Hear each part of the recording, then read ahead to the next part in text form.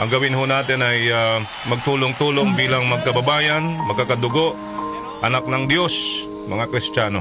Pero for today, Darlene, gusto ko munang saluhan tayong lahat para pasensya na ho sa mga hindi Katoliko, pero gusto ko lamang hong i-share ang dasal na ito, yung Tagalog. Samahan niyo po kami sa panalangin na ito para po sa ganun, sama-sama ho tayo, ipanalangin ang lahat. Hindi lang ho ang isa, kundi ang para sa lahat. Manalangin tayo.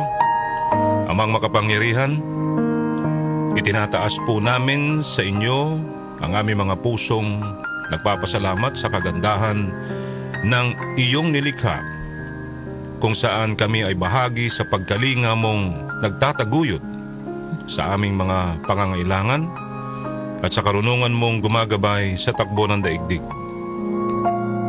Kinikilala po namin ang aming mga pagkakasala sa iyo at sa sangnilikha. Hindi kami naging mabuting katiwala ng kalikasan. Pinagkamali namin ang iyong utos na pangasiwaan ng daigdig. Ang kapaligiran ay nagdurusa sa aming kamalian at ngayon ay aming inaani ang aming pagmamalabis at kawalang pakialam. Ang nagaganap po ngayon, ang mga bagyo, pagbaha, pagputok ng bulkan, paglindol, at iba pang kalamidad ay patuloy ho na tumitindi sa pananalanta. Lumalapit po kami sa iyo, O Diyos, na makapangyarihan, mapagmahal na Ama, at humihingi ng kapatawaran sa aming mga kasalanan. Hinihiling namin na kami, kasama ho ng aming mga mahal sa buhay, at pinagpagurang ari-arian, at ipag-adya sa banta ng mga kalamidad, likas man o kagagawa ng tao. Iniluluhog namin gawin kaming mapanagutang katiwala ng iyong nilikha at maging bukas palad na kapwa sa mga nangangailangan. Sa pangalan ni Jesus. Amen. Amen. Amen! Maraming salamat. Maikling panalangin ho. Yan po ang ilalaman ng Oratio Imparata. Tinagalog lang ho natin para po sa ating lahat. So, napaka-importante ngayon, partner, ang panalangin ng bawat isa sa kapwa. No? Correct. Matuto tayong tumulong at matuto tayong makipagkapwa tao. Magmalasakit po tayo sa ating kapwa dahil matindi ho itong nararanasan ho nating bagyo na si Christine.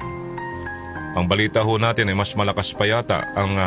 Mas matindi pa yung buhos na ulan, yung tubig, ikukumpara sa undoy.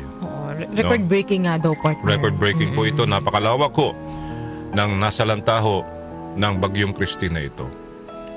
Kaya sa puntong ito, tayo ho humihingi ng panalangin sa ating lahat.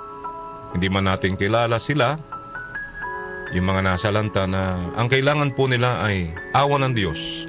Panalangin po para sa kanila na kaawaan ng Diyos po sila. Nakakalungkot pong isipin na nangyayari ho ito sa atin. Sana'y huwag tayong maging madamot ito sa mga taong nangangailangan po ngayon ng tulong ho nating lahat, mga kaibigan. Okay, so mamaya ho, meron ho kaming mga ipapakita ho sa inyo na mga pictures, mga videos sa mga flooded areas. At ang amin din hong kahilingan today, Darlene, sa ating mga kababayan na nakikinig ngayon, mayroon ho kayong mga mga balita, meron ho kayo ano nararanasan ho ninyo sa inyong lugar ngayon.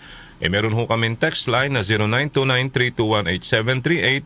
Pwede ho kayo mag-text. At kung may numero ho kayo at kailangan ho ng rescue, ng tulong, ang gagawin ho natin today, Thursday, Darlene, maliban sa mga balita pa natin, ay tatawagan ho namin kayo at subukan nating kumbaga bigyan kayo ng pagkakataon para manawagan ho tayo pare-pareho sa mga kinaukulan. tama?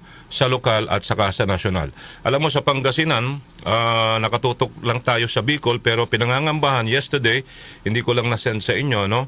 Sa ating news team, na nagbawas ng tubig ang ilang dam sa norte. Dito po sa sa may Binga Dam, ano pa yung mga dam na iba. Papabibigay ko ho sa inyo yung listahan. Kinatatakutan ho yan ng mga taga Pangasinan po, mga kaibigan. At nababalitaan na rin ho natin na may mga lugar na rin ho na baha na rin po na kinatatakot to ng mga taga Pangasinan, lalo na ho sa Dagupan City dahil po meron pong high tide dyan. Okay? Baka magsabay yung buhos ng ulan, yung pagpapakawala ho ng tubig sa dam, at saka ho yung High tide. yung high tide. Ganun din ho yung nangyayari ngayon sa Bicol pa rin, although may mga lugar na humupa na, pero nakakalungkot po na nakikita ho natin yung ating mga kababayan ngayon na talagang yung iba partner kahapon talagang maiiyak ka na wala silang yung iba walang naisalba eh. Sabi nga nung isang napanood ko na isang babae na wala ni isang damit. Pati nga sabi niya lahat kung ano yung suot niya, Yun na yun. yun na yun. Oo. At magdamagan yun. No? So marami ho ang nangangailangan ng tulong sa atin at mukhang kung hindi ho kakayanin ng gobyerno, tayo ho mismo sa pribado ay magtulong-tulungan. Ano po? Okay, sige. So yan muna ho mga kaibigan ang ating dasal sa Panginoong Diyos na hari nawa ay malusaw na ho itong bagyong si Christine at di na ho bumalik. Wala nang dahilan at bigyan tayo ng awa ng ating Panginoong Diyos sa ngalan ni Kristo Jesus. Amen. Amen. Amen.